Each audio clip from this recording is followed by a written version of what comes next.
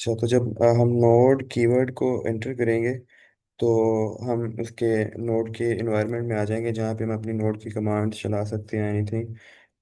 Control C करके मैं exit कर देता हूँ।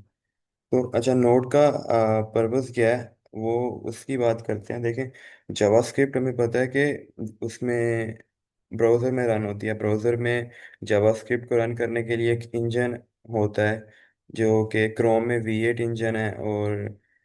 अम, और भी ब्राउज़र्स हैं, उनमें अपने इंजन होते हैं जो जावास्क्रिप्ट को रन करते हैं। हम जावास्क्रिप्ट जो भी लिखते हैं उसका हमें उसकी आउटपुट हमें उसमें कंसोल में देखने को मिलती है, ब्राउज़र के कंसोल में। ठीक है।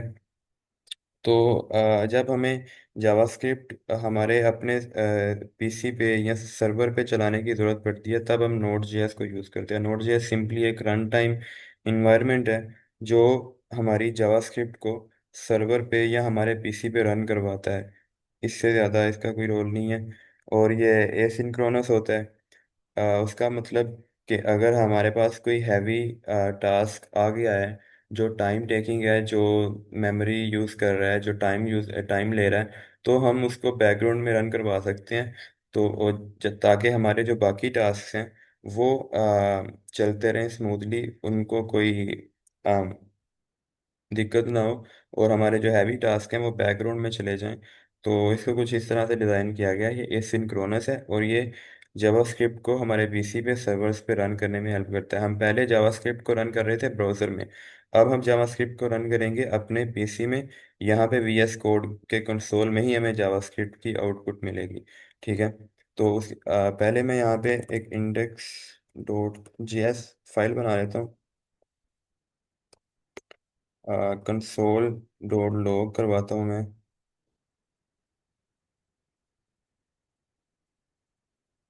ठीक है। अब इस फाइल में मैंने कोड लिखा है, एक लाइन का कोड है।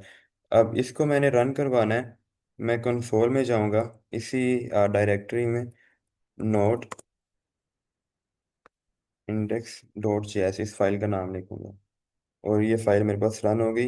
ये कंसोल, ये आउटपुट मुझे मिल गई। और ये आउटपुट मुझे इसी में मिली है, कंसोल में, मेरे पीसी में मिली है। मुझे ब्राउज़र में नहीं जाना पड़ा। तो ये नोड जेएस ने करवाया है, जावास्क्रिप्ट को मेरे पीसी में रन करवाया। ठीक है। उसके बाद इसके बाद जावास्क्रिप्ट नोड जेएस में एक और चीज़ होती है, NPM, नोड्स पैकेज मैनेजर। ठीक है। इसमें ये होता है कि हमारे पास पैकेजेस होते हैं। पैकेजेस मतलब कि पहले से लिखा हुआ कोड जो दूसरे लोगों ने लिख के रख दिया है इंटरनेट पे, जो हम यूज़ कर सकते हैं। अब एक टास्क है, जैसे मैंने ईमेल भेजनी है। ठीक है, मैंने अपनी ऐप से ईमेल भेजनी है किसी को। तो उसके लिए मैं खुद भी कोड लिख सकता हूँ यहाँ पे, लेकिन वो कोड मुझे नहीं पता 100 लाइनों पे चला जाए, 200 लाइनों पे चला जाए, तो कितना भी लंबा हो जाए कोड, सिर्फ मैंने एक ईमेल ही तो भेजनी है ना। तो क्यों ना मैं फिर वो कोई ऐसा पैकेज यूज़ कर लूँ, कोई प्री रिटन कोड यूज़ कर लूँ जो पहले से किसी ने लिख के रखा हुआ है। ठीक है। तो मैं उसको यूज़ कर लूँ और ईमेल भेज लूँ, वो फिर मेरा काम 1-2 लाइनों में हो जाएगा। वो मुझे वो दोबारा से सारा कोड लिखने की जरूरत नहीं पड़ेगी। तो इसमें NPM नोड्स पैकेज मैनेजर होता है। ठीक है। वो हमारे पैकेजेस को मैनेज करता है। उसी के थ्रू हम पैकेजेस को इंस्टॉल करते हैं, जो पैकेजेस हमें चाहिए होते हैं हमारे कोड में। तो उसके लिए NPM को यूज़ करने के लिए हमें पहले NPM इनिट करना पड़ता है, इनिशियलाइज करना पड़ता है इसको। मैं इसको इनिशियलाइज कर देता हूँ, NPM इनिट। अब वो पैकेज का नाम पूछ रहा है, मैं सिंपल ऐप नेम दे देता हूँ। वर्जन पूछ रहा है। डिस्क्रिप्शन में एनीथिंग, कुछ भी डिस्क्रिप्शन दे दो, बाकी सब वैसे ही चलने देते हैं। ये मैंने NPM को इनिशियलाइज कर दिया है। अब देखिए, मेरे पास एक फाइल क्रिएट हो गई है, पैकेज.json। पैकेज.json फाइल में क्या होता है, ये एक ट्रैक रिकॉर्ड होता है, देख लो। अब एक इसमें ट्रैक रिकॉर्ड होता है, हमारे पास कौन कौन से पैकेजेस इंस्टॉल हैं, कौन कौन से पैकेजेस हम यूज़ कर रहे हैं, हमारी स्क्रिप्ट्स, और हमारे प्रोजेक्ट का नेम, उसका वर्जन, उसकी डिस्क्रिप्शन, लाइसेंस, ऑथर, ये सब चीज़ें। ये हमारा एक रिकॉर्ड है। अब मैं यहाँ पे जब NPM से एक पैकेज इंस्टॉल करता हूँ, NPM इंस्टॉल नोटमोन पैकेज है, मैं इसको इंस्टॉल करता हूँ।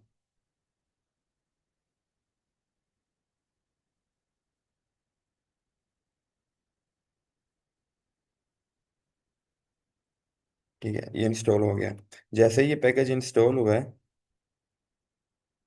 जी अली। अच्छा, इसमें मेरा एक क्वेश्चन ये है कि मैंने ना नोड जेएस अपने पास इंस्टॉल किया था, मगर वो बार बार मुझे इंस्टॉल करने की ज़रूरत पड़ती है।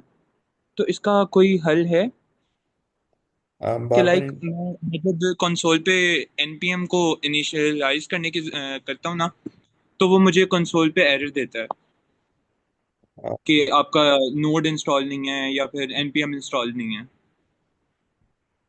आपको नोड पे एरर आ रहा होगा। एक एरर आता है जो कि इन्वायरमेंट वेरिएबल्स का होता है, कि आपने उसको कॉन्फ़िगर नहीं किया है, शायद उसका मसला हो। नहीं तो आपको ज़रूरत क्यों पड़ती है बार बार, ये मसला है ना।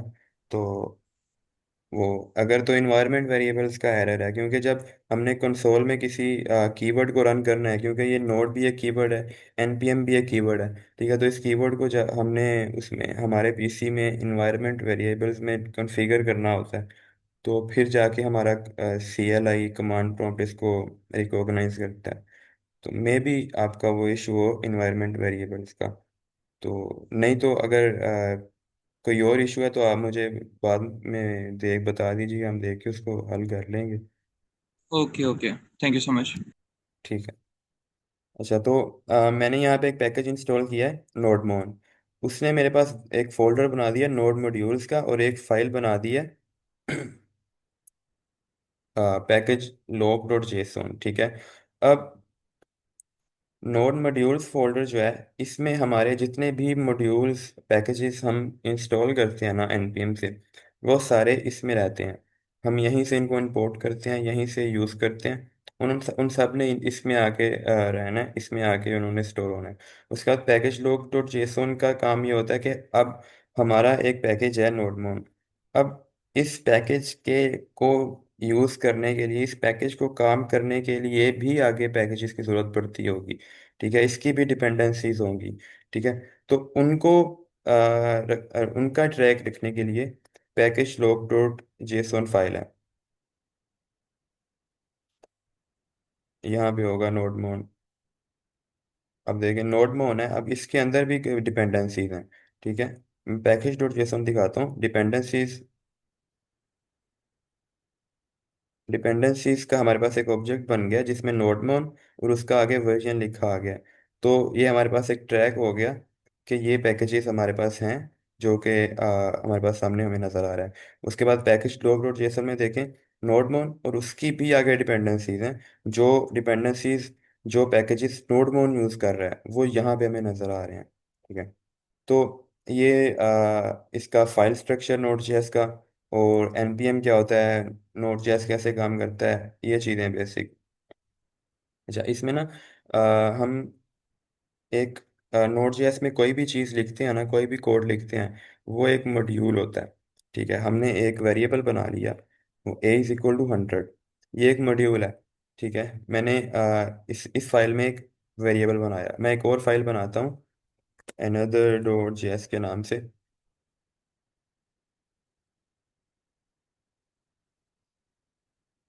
इसको ये इसमें मूव कर देता हूँ। ठीक है, मैंने एक और फाइल बना ली another डॉट जेएस। अब मैंने इस वेरिएबल को इसमें बनाया, अब मैं इसमें इस वेरिएबल को कंसोल डॉट लॉग करवाता हूँ।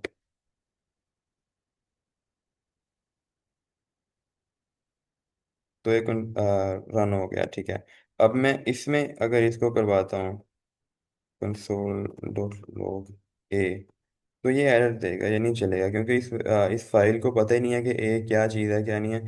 ठीक है, मैं अगर इसको रन करवाता हूँ नोड,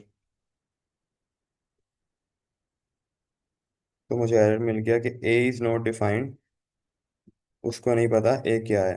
ठीक है, उसके लिए मैं क्या करूँगा, मैं ए को एक मॉड्यूल बनाऊंगा। ए एक मॉड्यूल ही है, मैंने उसको बस एक्सपोर्ट करना है। Modules dot dot exports is equal to A, मैंने इसको एक्सपोर्ट कर लिया। यहाँ पे मैं इंपोर्ट करता हूँ const A is equal to require, file का नाम देना है यहाँ पे, किस फाइल से हम इंपोर्ट कर रहे हैं उस मॉड्यूल को।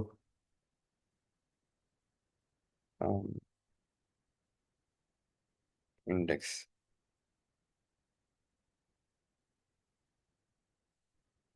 अब मैं इसको चला रहा हूँ तो मेरे पास 100 प्रिंट हो रहा है, क्योंकि मैंने इसमें ए को एक्सपोर्ट करवाया, पहले एक मॉड्यूल बना के उसको एक्सपोर्ट करवाया, यहाँ पे इंपोर्ट किया और उसको इस्तेमाल कर लिया। ठीक है।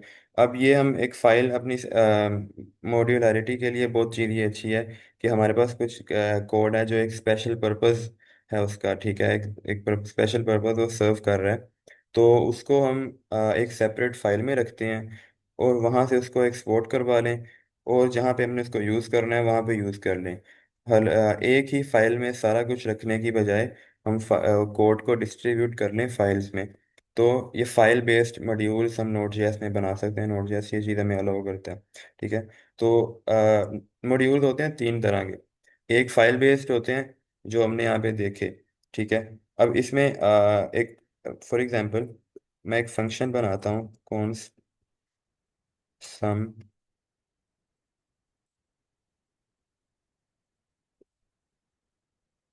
फंक्शन बनाया जो कंसोल करता है डॉट लॉग ए प्लस बी, रिटर्न करवाता है, रिटर्न करता है प्लस बी, दो वैल्यूज का सम रिटर्न करता है। तो मैं यहाँ पे इस सम को एक्सपोर्ट करवा लेता हूँ, यहाँ पे सम को इंपोर्ट करवाता हूँ।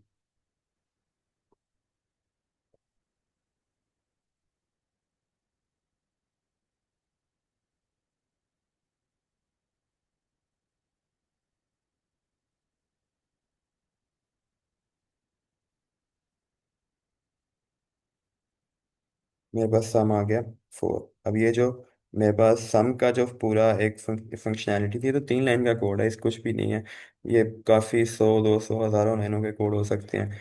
तो अब मैंने इसको इस फंक्शन को सेपरेट रख दिया। हमारी एक मॉड्यूलैरिटी जो है वो इनहेंस हो गई। मैंने इस फंक्शन को एक सेपरेट फाइल में रख दिया, और इसको मैंने जहाँ पे इस्तेमाल करना है वहाँ पे सिंपली इंपोर्ट किया और इस्तेमाल कर लिया। ठीक है। ये फाइल बेस्ड मॉड्यूल्स हो गए। इसके बाद होते हैं बिल्ट इन मॉड्यूल्स। अच्छा, बिल्ट इन मॉड्यूल्स में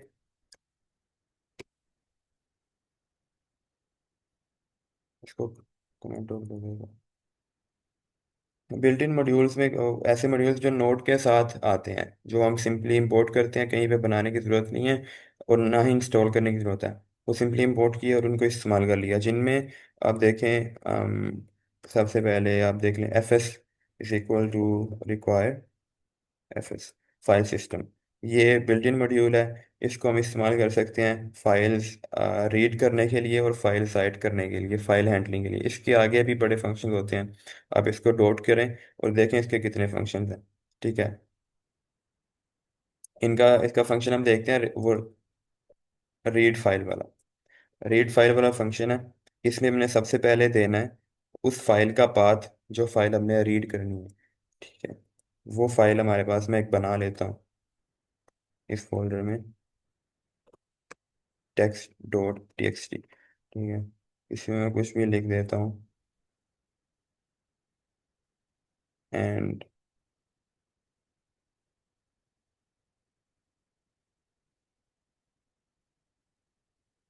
इसका पाथ दिया,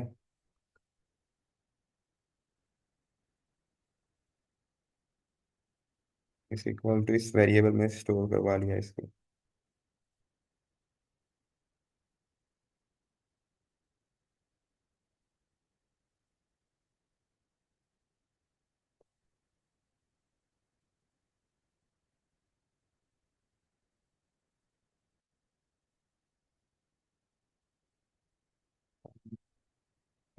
दे रहा है।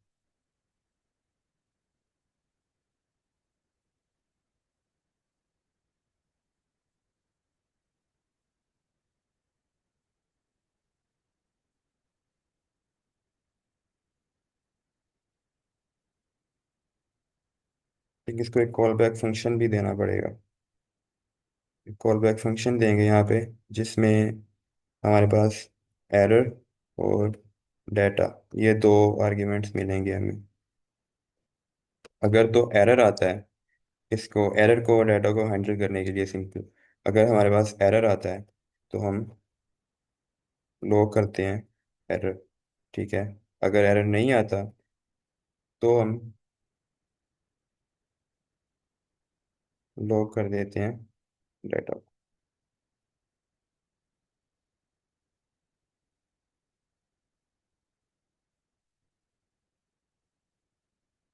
ठीक है, ये मेरे पास वो जो फाइल मैंने रीड की है उसका डाटा आ गया मेरे पास, कंटेंट प्रिंट होके। ठीक है, रीड फाइल, ठीक, उसमें मैंने एक call back call back function देना था जिसमें दो आर्ग्यूमेंट्स मिल रहे हैं, एरर का और डाटा का।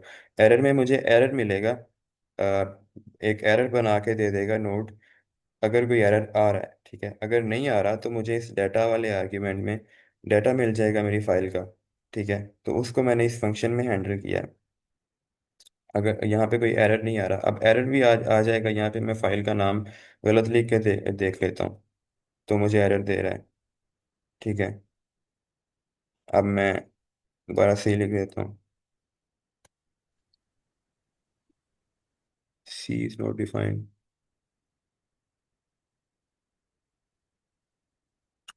इसका एरर आ रहा है।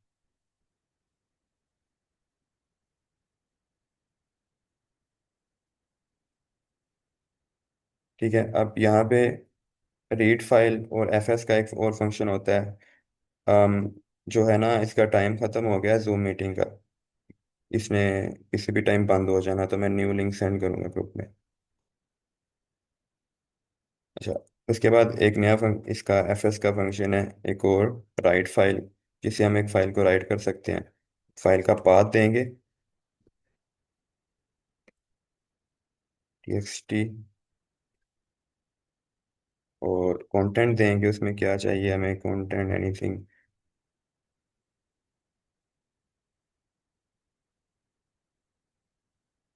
किसी की तरह हो।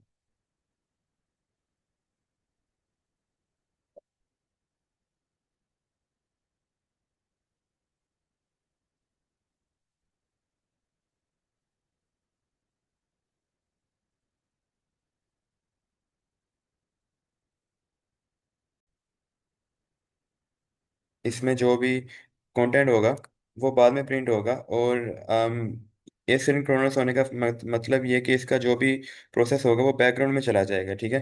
ये बाकी जो भी कोड है हमारा इसके बाद आ रहा है या पहले आ रहा है वो रन होता रहेगा, इसने बैकग्राउंड में चले जाना है, जब इसने कंप्लीट होना है तब इसने फाइल्स के कंटेंट को प्रिंट करना है। तो यहाँ पे ऐसे ही हो रहा है कि पहले हमारे पास ये लाइन, ये वाला कोड या कोई और कोड जो भी होता वो चल जाता, ये बैकग्राउंड में चला गया और इसने अपने टाइम पे रन होना है जब इसका प्रोसेस कंप्लीट होना है। तो इसलिए हमारे पास इसका कंटेंट बाद में प्रिंट हो रहा है, ये लाइन पहले आ रही है। तो अगर हम चाहते हैं कि ये पहले ही चले, ठीक है, ये जो हमारा फंक्शन है रीड फाइल का ये पहले ही चले, ये एसिंक्रोनस ना हो, तो हम इसके लिए भी हमारे पास एक फंक्शन है रीड फाइल सिंक, ये सिंक्रोनस कर देता है। अगर अब हम इसको चलाते हैं, ठीक है, तो इसने वेट नहीं किया, ठीक है, इसने वेट नहीं किया, इसको जो भी टाइम लगा फाइल को डाटा को रीड करने में उसके दौरानिए में ही हमारा ये वाला कोड चल गया, और इसका जो है डाटा वो हमारे पास आया ही नहीं क्योंकि इसने इसका वेट ही नहीं किया, ठीक है। ये सिंक्रोनस फंक्शन है।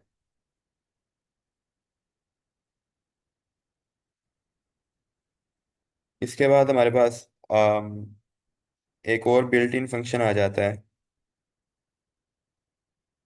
पाथ,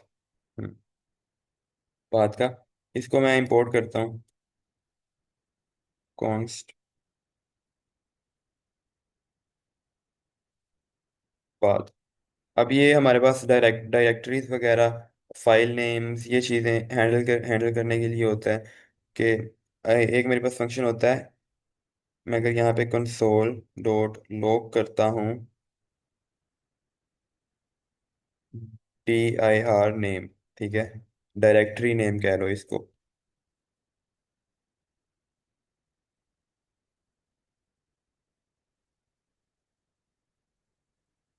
ठीक है। मैं इसको अगर प्रिंट करवाता हूँ, मेरे पास ये पूरी डायरेक्टरी आ गई कि किस डायरेक्टरी में मेरी ये फाइल पड़ी हुई है। ठीक है। इस फोल्डर तक, ये जो फोल्डर है सेशन 3, यहाँ तक मेरे पास सारा पाथ शो हो गया। ठीक है। इसने सारी डायरेक्टरी मुझे दे देनी है।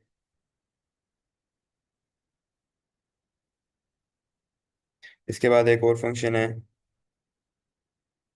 File name. दोबारा चलाता हूँ। इसने मुझे सारी डायरेक्टरी तो देनी है, उसके साथ उसका जो जो फाइल है मेरी, वो भी दे देनी है। ठीक है, जो बेस फाइल है वो भी मुझे मिल जाएगी इसके साथ ही।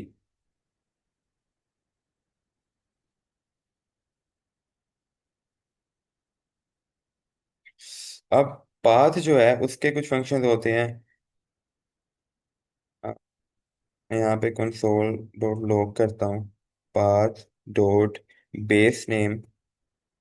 अब मेरे पास देखो फाइल नेम है ना, फाइल नेम में मेरे पास बेस फाइल कौन सी थी, ये जो फाइल नेम वाल की सारी डायरेक्टरी मैंने प्रिंट की है, इसमें मेरे पास बेस बेस फाइल कौन सी थी। बेस फाइल थी मेरे पास index.js। मुझे सिर्फ ये चाहिए, तो मैं path dot base base name का फंक्शन यूज़ करूँगा, और इसमें मैं अपना फाइल नेम से सारा फाइल का पाथ दे देता हूँ। ये देखें मेरे पास सिर्फ बेस फाइल आ रही है index.js। ठीक है। पहले फाइल नेम से मैं इस वाले फंक्शन को अपना पूरा फाइल का पाथ दे रहा हूँ, और ये फंक्शन मुझे उसकी बेस फाइल रिटर्न कर रहा है जो कि index.js है।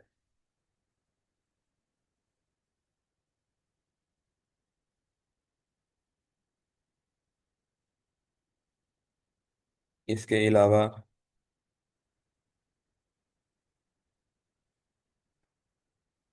बेस नेम के अलावा डायरेक्टरी नेम होता है।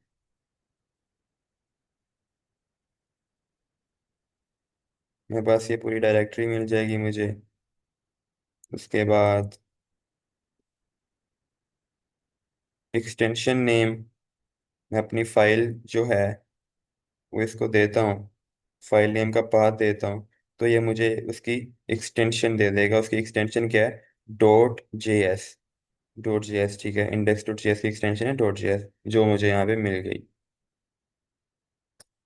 अच्छा, ये पाथ है, पाथ से हम ये डायरेक्टरीज वगैरह इन सबको हैंडल कर सकते हैं। ये काफ़ी जगह पे यूज़ होता है। तो इसके बेसिक जो फंक्शंस हैं, इसका काम क्या है, वो यही है, और इतना ही हमने यहाँ पे कवर करना है। नेक्स्ट मूव करते हैं।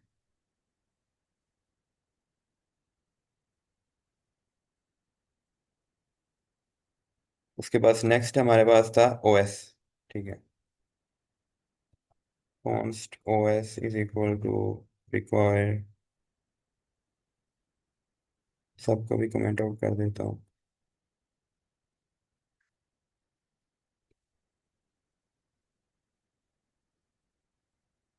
ओएस का, ओएस के भी काफ़ी फंक्शन होंगे, जिसमें एक फंक्शन है टोटल मेमोरी का।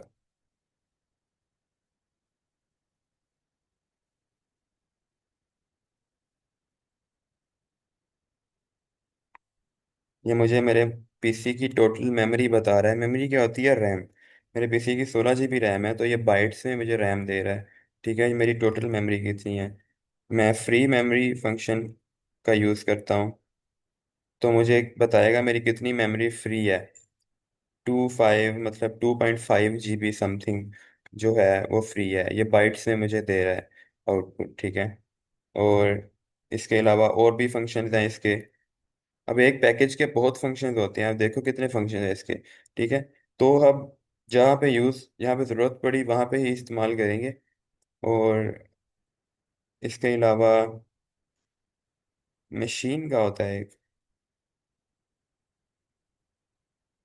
इसको देख लेते हैं। ये बस बता रहा है मशीन की टाइप वगैरह जो। तो ये ओएस है जो हमें हमारे सिस्टम की इंफॉर्मेशन वगैरह रिट्रीव करने के लिए यूज़ करते हैं। इसके अलावा यूआरएल एक होता है पाथ पैकेज, यहाँ जिसमें हम यूआरएल्स वगैरह हैंडल करते हैं। यूआरएल में डोमेन क्या है, यूआरएल का पाथ क्या है, और उसमें क्यूरी पैरामीटर्स कौन से हैं। ठीक है। अब एक मेरे पास एक यूआरएल है, HTTPS। YouTube.com। ठीक है, ये डोमेन है इसकी, ये उसकी डोमेन है YouTube.com। ठीक है, उसके अलावा आगे जो भी होंगे, ये पाथ हो गया, उसके बाद क्यूरी पैरामीटर्स होते हैं, यूआरएल एक पूरा, यूआरएल के पार्ट्स होते हैं ना, तो उनको हैंडल करने के लिए हमारे पास यूआरएल फंक्शन पैकेज होता है, बिल्ट इन होता है ये भी।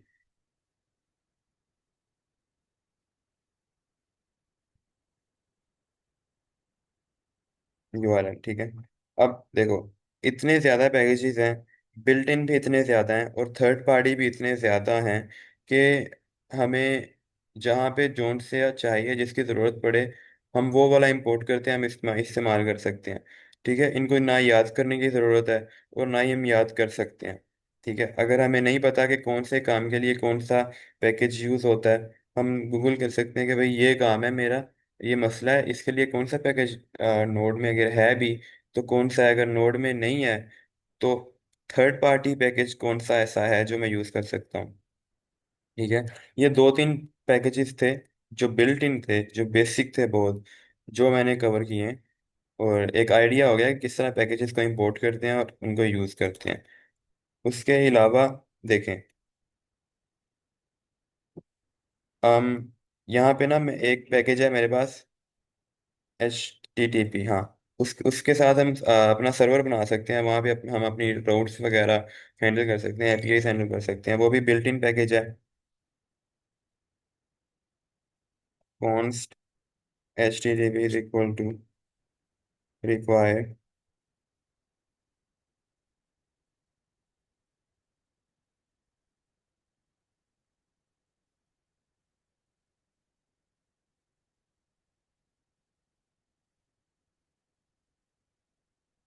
HTTP dot create server.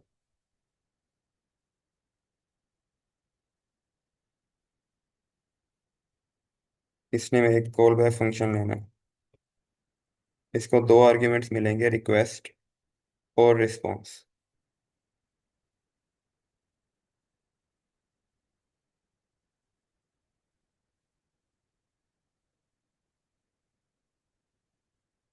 मैं समझाता हूँ अभी कोड में क्या हो रहा है।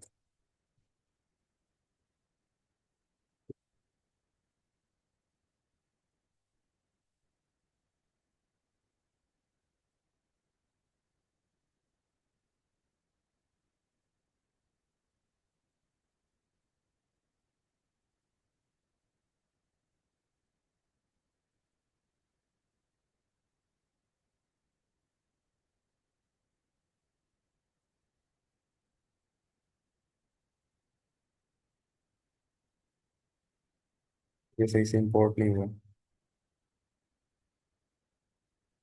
अच्छा, ये मेरे पास मेरा सर्वर चल रहा है, मेरे पास आउटपुट आ गया कि सर्वर इज रनिंग। इसमें मैंने क्या किया है, मैंने एक सर्वर क्रिएट किया है अपना 3000 पोर्ट पे, HTTP को यूज़ करके।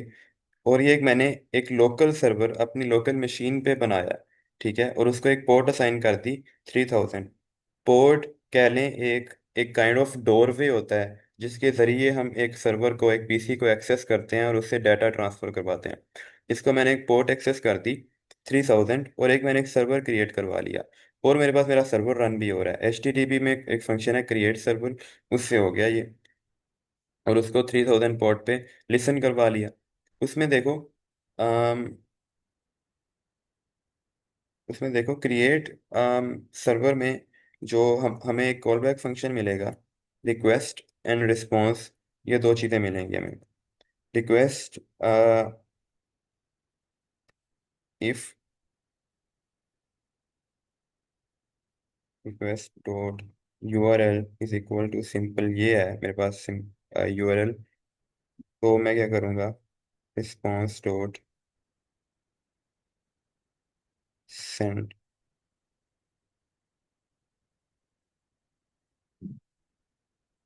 ये वाइट हेड होगा, वाइट हेड 200।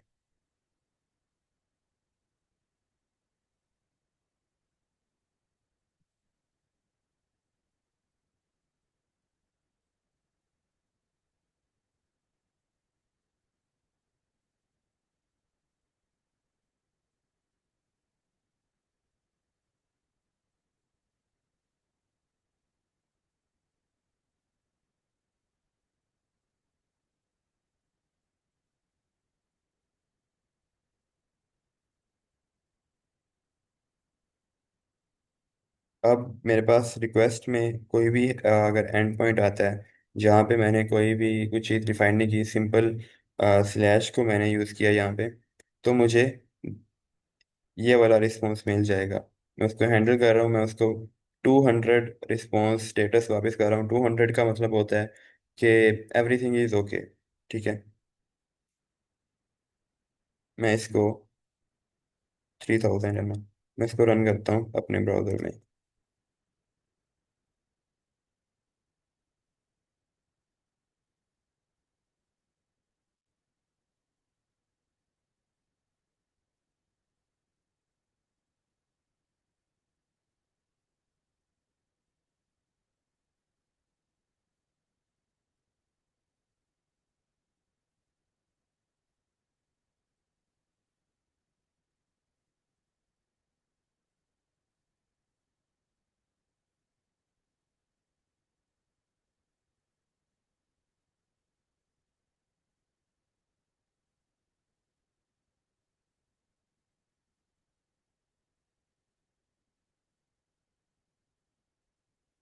ओपन नहीं किया है तुम?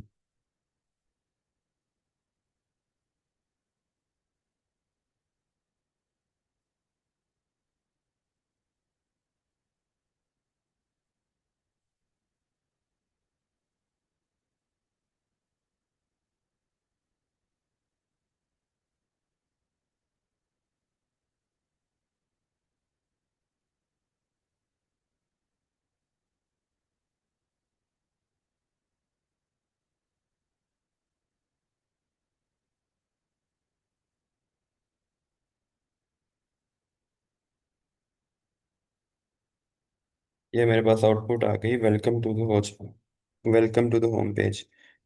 ठीक है, क्योंकि होम पेज को मैंने हैंडल किया, होम पेज में मेरे पास आगे पाथ कोई नहीं है।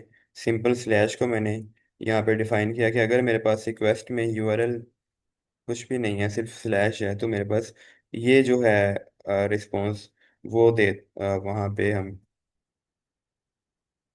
इसको अंदर मूव कर देते हैं। उसके बाद एल्स इफ, अगर रिक्वेस्ट डॉट यूआरएल में मुझे अबाउट मिलता है, तो मैं यहाँ पे वेलकम टू अबाउट पेज लिख देता हूँ।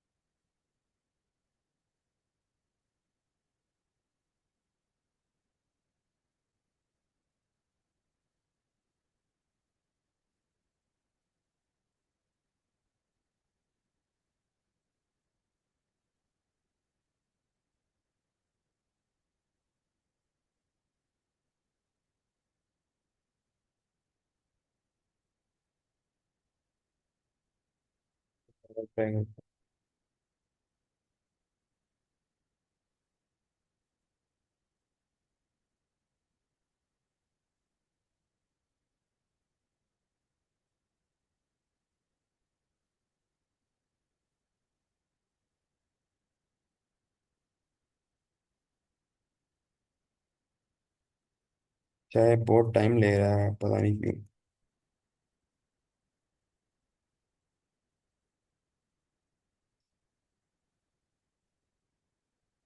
इसका वेट नहीं करेंगे, टाइम बहुत ले रहा है। सिंपल कोड हम देख लेते हैं, पहले चला था। अगर कोई मेरे पास पाथ नहीं है, तो मैंने इसको 200 स्टेटस रिटर्न किया और ये कंटेंट रिटर्न कर दिया। ठीक है, जो कि हमें शो होगा वेलकम टू होम पेज। अगर अबाउट मिलता है उसको, ठीक है,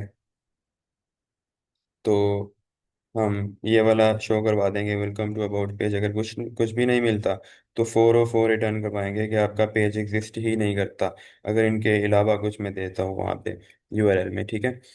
अब हम ये सिंपल एक सर्वर क्रिएट करवाया, एक एपीआईज बनाई छोटी सी। इनमें कोई स्पेशल इनका पर्पस नहीं है। लेकिन अगर हमारे पास एक पूरा पेज हमने रिटर्न करवाना होगा, हमारे पास बड़े रिस्पॉन्सेज हों, जेसोन ऑब्जेक्ट्स हों, ठीक है, तो उनके लिए इसको बेटर हैंडलिंग के लिए, एचटीटीपी को अच्छे से हैंडल करने के लिए हमारे पास एक्सप्रेस जेएस होता है, जो बाद में देखेंगे। आज हमने उसको नहीं देखना। ठीक है। ये एचटीटीपी था। इसके अलावा हम देखते हैं third party packages. Third party packages वो पैकेजेस जो हम npm के साथ इंस्टॉल करते हैं, npm के जरिए इंस्टॉल करते हैं आ, जब हमें उनकी ज़रूरत पड़ती है। ठीक है। अब npm की हमारे पास एक प्रॉपर वो होती है, आप कह लें साइट होती है। अब हम यहाँ पे सर्च कर सकते हैं, उनकी डॉक्यूमेंट्स देख सकते हैं। अब एक पैकेज है नोडमोन, जो मैंने इंस्टॉल किया हुआ है पहले से यहाँ पे। नोटमोन, ठीक है, डिपेंडेंसीज में। इसका फंक्शन क्या है? इसका ये है कि अब मैंने हर दफ़ा इस फाइल को रन करना है, हर दफ़ा इस फाइल को रन करता हूँ, तो मैं हर दफ़ा मैं यहाँ पे आके लिखता हूँ नोड इंडेक्स डॉट जेएस। हर दफ़ा कोई चेंज किया, दोबारा आके नोड इंडेक्स डॉट जेएस लिखा, फिर ये फाइल चल जाती है। इस साइकिल से निकलने के लिए नोडमोन यूज़ होता है। नोडमोन में मैं सिंपल करूँगा नोडमोन इंडेक्स डॉट जेएस। ठीक है। अब ये मेरा नोडमोन पैकेज चल गया है। इसने क्या करना है, मैंने कोई भी अपनी फाइल में चेंज किया तो नोडमोन उसको ट्रैक करता रहेगा। मुझे हर दफ़ा चेंज करके अपनी फाइल को दोबारा से यहाँ पे रन करने की ज़रूरत नहीं है। मैंने एक ही दफ़ा नोडमोन से रन कर दिया। मैं कोई भी चेंज करता हूँ, मैं यहाँ पे console.log एनीथिंग लिख देता हूँ। ठीक है। मैंने सेव किया और वो दोबारा चल गया, एनीथिंग प्रिंट हो गया, ये दोबारा चल गया। मैं दोबारा एक चेंज करता हूँ, ठीक है, मैं 2 कर देता हूँ यहाँ पे, तो ये भी प्रिंट हो गया। मैं जैसे जैसे सेव कर रहा हूँ वो ट्रैक करता जा रहा है और हमारे हमारी फाइल को रन करता जा रहा है। ये थर्ड पार्टी पैकेज है नोडमोन। ठीक है। मैं यहाँ पे लेता हूँ नोडमोन npm।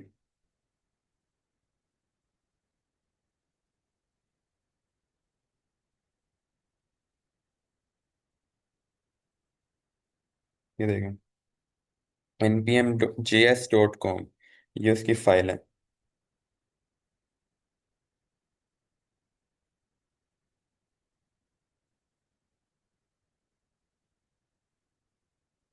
यहाँ से हम उनके डॉक्स वगैरह पढ़ सकते हैं एंड ऑल। ठीक है। यहाँ पे और भी पैकेजेस होते हैं, जो भी यूज़ करना है सर्च करें, इंस्टॉल करें और यूज़ कर सकते हैं। ठीक है। तो ये चीज़ें थर्ड पार्टी पैकेज को इंपोर्ट करने इंस्टॉल करके हम इंपोर्ट करके यूज़ कर सकते हैं, या सीएलआई में यूज़ कर सकते हैं, जिस तरह नोटमोन को यूज़ किया है। ठीक है। तो ये नोट जेएस आई थिंक इतना ही हमने आज कवर करना था। उसमें हमने देखा है कि फाइल स्ट्रक्चर देखा है उसका। ठीक है। पैकेज डॉट जेसन का क्या फंक्शन होता है, नोड मॉड्यूल्स क्यों होते हैं, और मॉड्यूल्स की टाइप्स क्या होती हैं, built in modules, file modules and third party modules. दो तीन थर्ड पार्टी मॉड्यूल्स देख लिए हैं, और एक सर्वर बना के देख लिया है, और एक थर्ड पार्टी मॉड्यूल देख लिया है, बस। ठीक है। तो इसकी क्या कहते हैं, और भी बहुत ज़्यादा मॉड्यूल्स हैं। ठीक है। बिल्ट इन भी हैं। हम यहाँ पे नोड जेएस के डॉक्स में जाएं ना,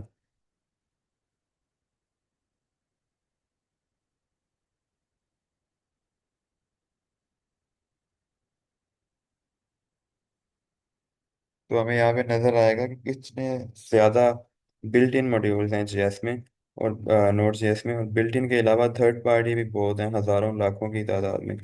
तो जब जहाँ पे जिसकी ज़रूरत पड़े उसको इंस्टॉल करें और उसको यूज़ करें। अब ये देखें HTTP आ गया यहाँ पे, और ग्लोबल फाइल सिस्टम्स हमने देखा था, एरर्स, बफर, इवेंट्स ये सब चीज़ें यहाँ से हम इन सब को यूज़ कर सकते हैं।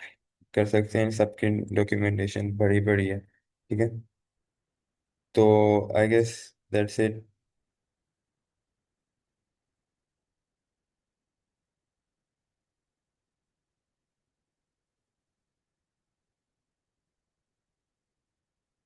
तो इसका ये कोड जो है, ये भी मैं उधर शेयर कर दूंगा, इसका उसी में पुश कर दूंगा, डायरेक्टरी में और रिपो में।